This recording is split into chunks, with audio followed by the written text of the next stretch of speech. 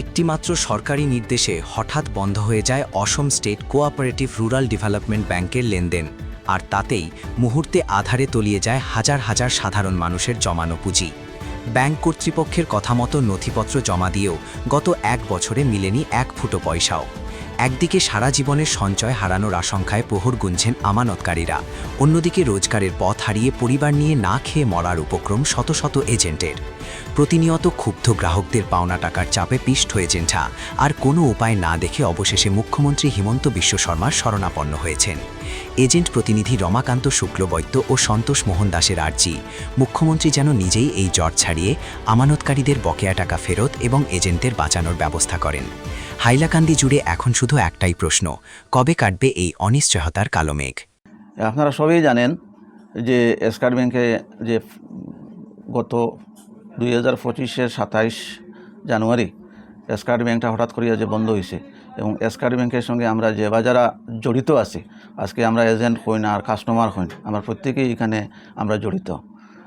তো এই যে বন্ধ হওয়া যে ব্যাংকটা গভর্নমেন্টে 2025-এর 27 তারিখ যে অর্ডার গভর্নমেন্টের আসাম গভর্নমেন্টের অর্ডার অনুযায়ী এটা বন্ধ হয়েছে, এবং এই বন্ধ হওয়ার পরে আমরা যে প্রবলেমের সম্মুখীন হয়েছি, এই সম্মুখীন আমরা প্রত্যেকেই বহুত কষ্ট করি। আর কারণ অনেকের এখানে কষ্টার্জিত পয়সা জড়িত আছে। আজকে আমরা এজেন্ট হিসেবে আমরা যারা কাজ করছি, আমরা অনেক টেনশনে আছি যে মানুষগুলা কীভাবে পয়সা পাইতো।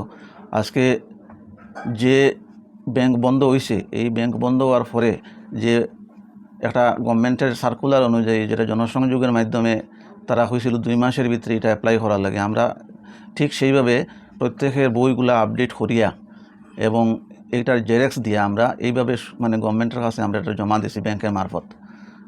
দুঃখের বিষয় হইল গিয়ে আজকে পর্যন্ত আমরা কোনো ধরনের রেজাল্ট পাইছি না। এটা আমরা প্রত্যেকের লাগিয়ে খুবই বেদনাদায়ক।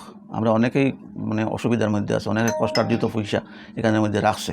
এই মাননীয় মুখ্যমন্ত্রী চাইলে এই বিনিয়োগের টাকাটা অতি সত্বর ঘুরাইয়া দিতে পারেন।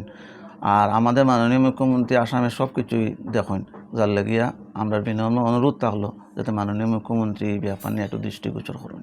পার্টি গিয়াও দিচ্ছি আমরা মেমোরেন্ডাম, কিন্তু এখান থেকেও কোনো রেসপন্স আমরা কোনো জবাব পাইছি না। আপনি বলছেন যে কাস্টমাররা ভয় পাবো কি দেখার, মানে এটা মানে কাল লাগে মানে আপনারা পয়সা দেওয়া পয়সা তো আজকে সকালে একজন ভদ্রলোক হয়েছে, তার 60,000 টাকা আমি পূজার আগে তারা দিলে দিতাম।